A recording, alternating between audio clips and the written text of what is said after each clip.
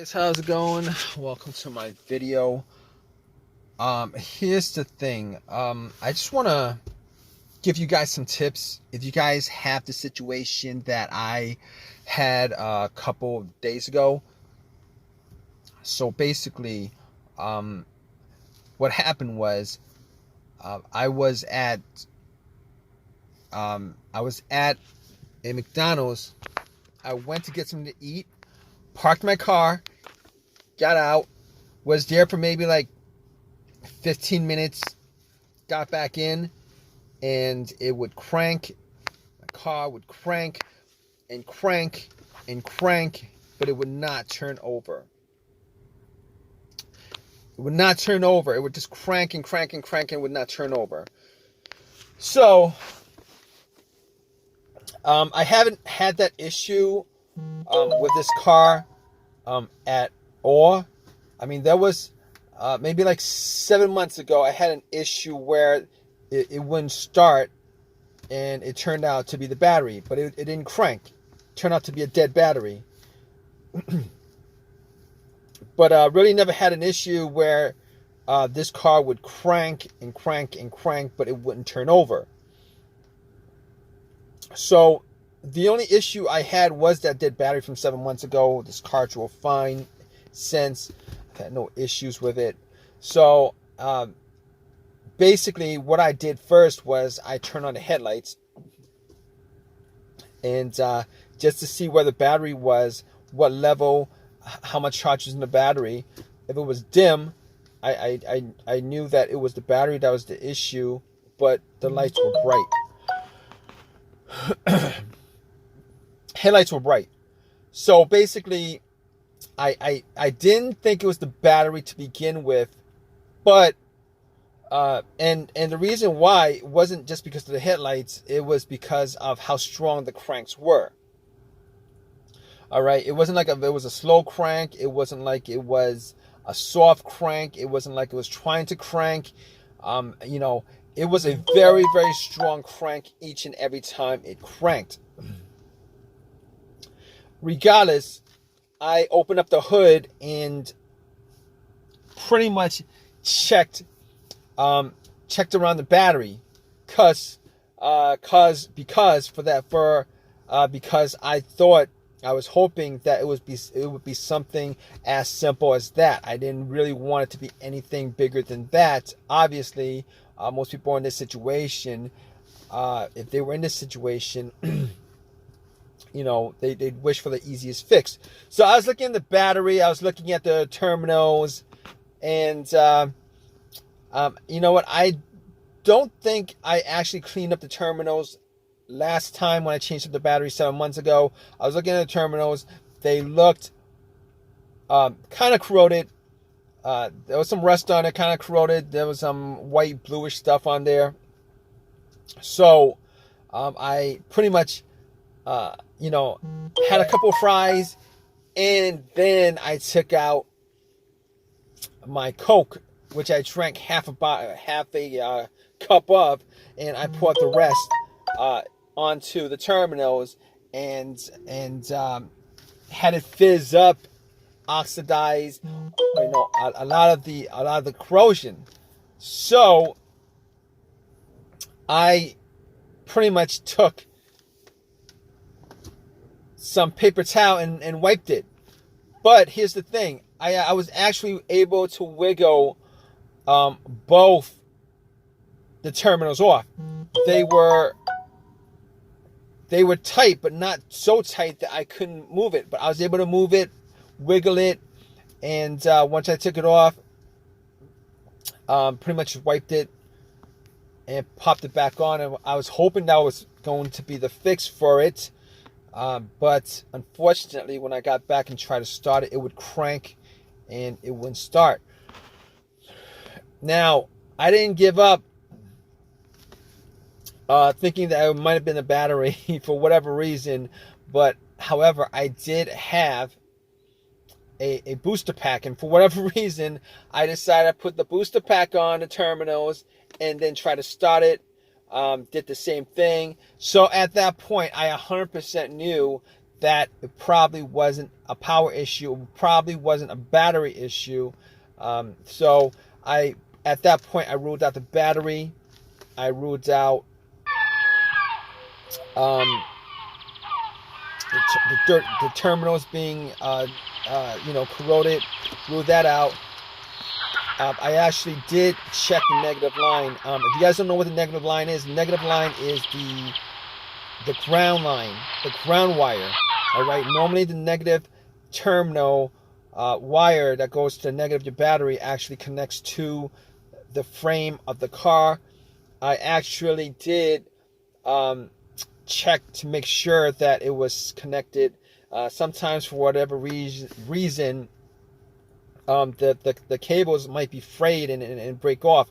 They break off sometimes, but I made sure that it was connected to the frame. It was good. Sometimes sometimes a crank no start situation could be caused by that, but normally something like that would also cause a very, very slow, weak crank, which is not the situation I had.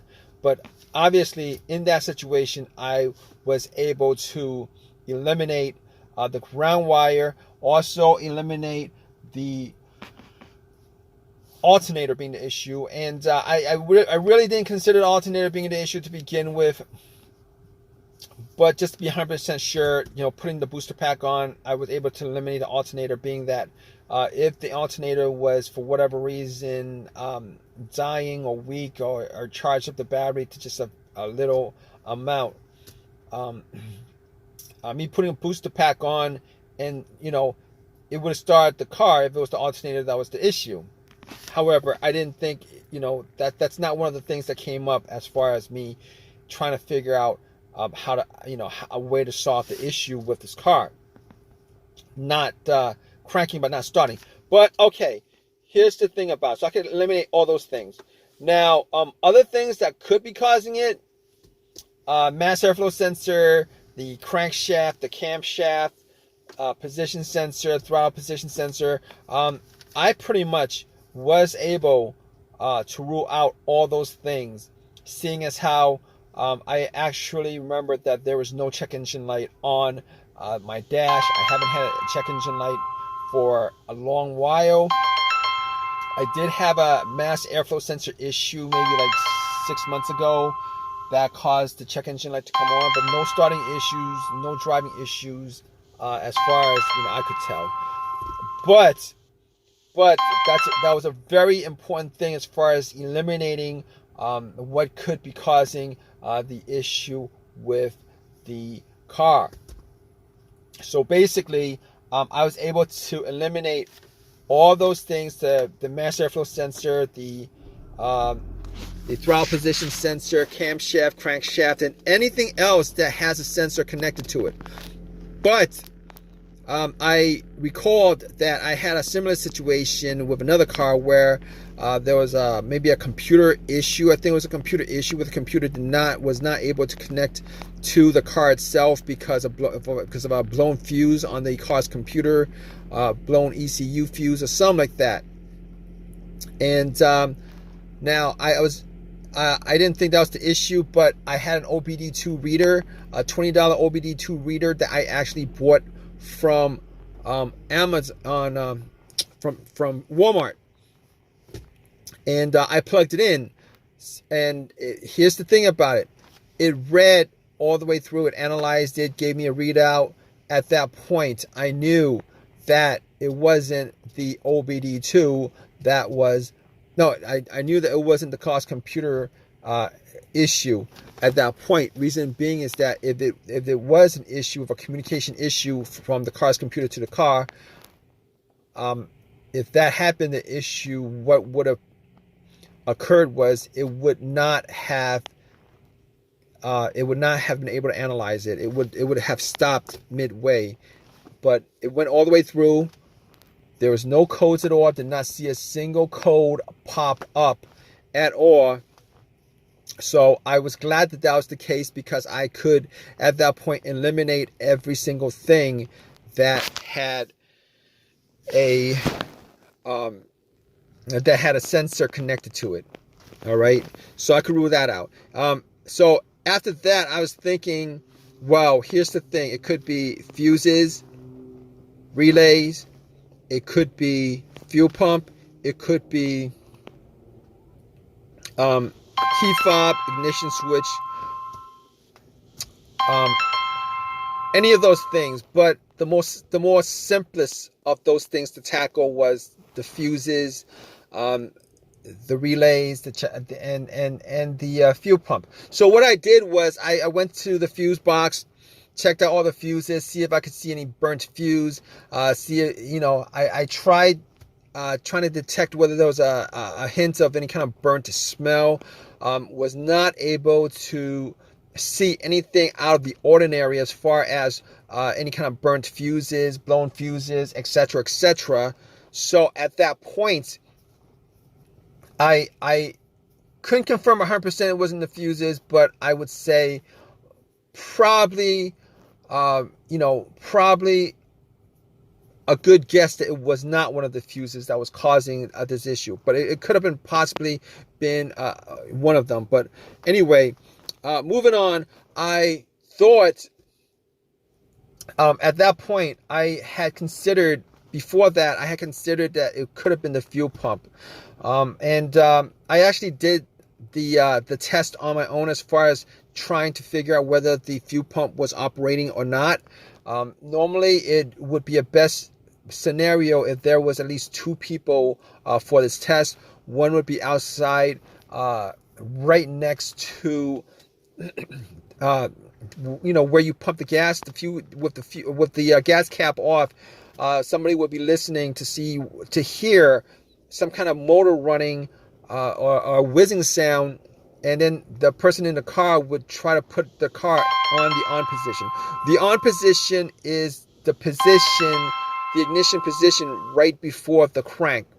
This would be the last position before it cranks up.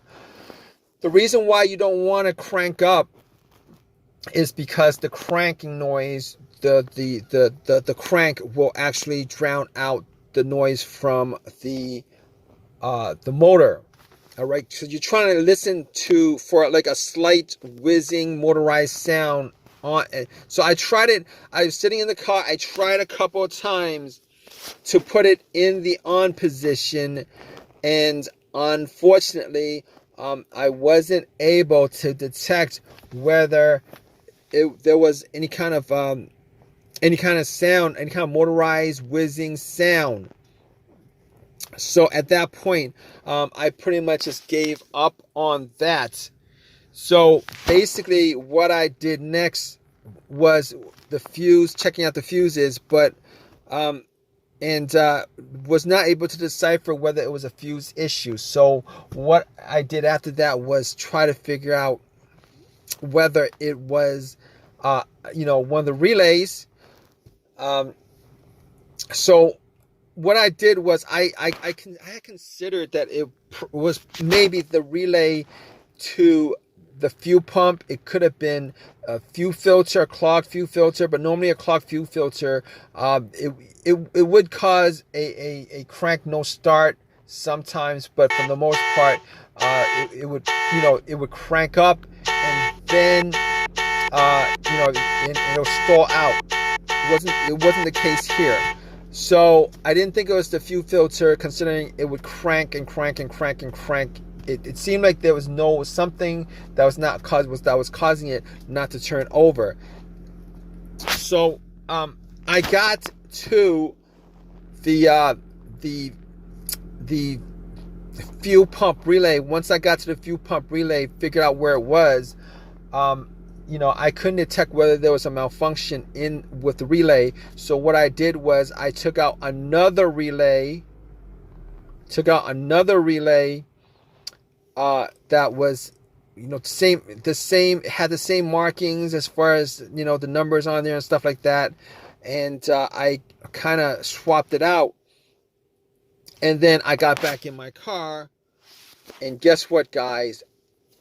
Cranked, and then it turned over. It was working just fine.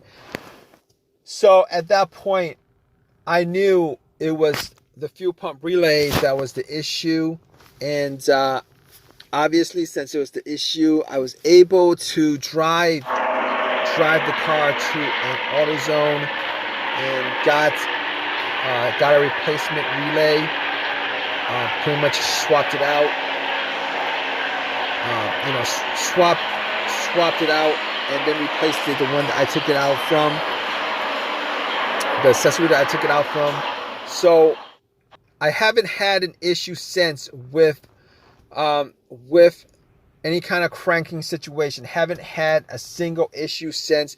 But to be honest, I didn't actually drive that much, but haven't had an issue since with the issue, with the crank no start issue. So it's been resolved.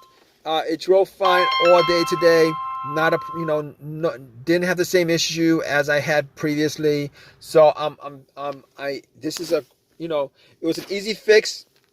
I'm glad it was an easy fix. If you guys are in this situation, you guys looking for to troubleshoot your crank but no start situation, if you guys go down the list of what I went through as far as eliminating each and every one of those things, 90% of your situation could probably be,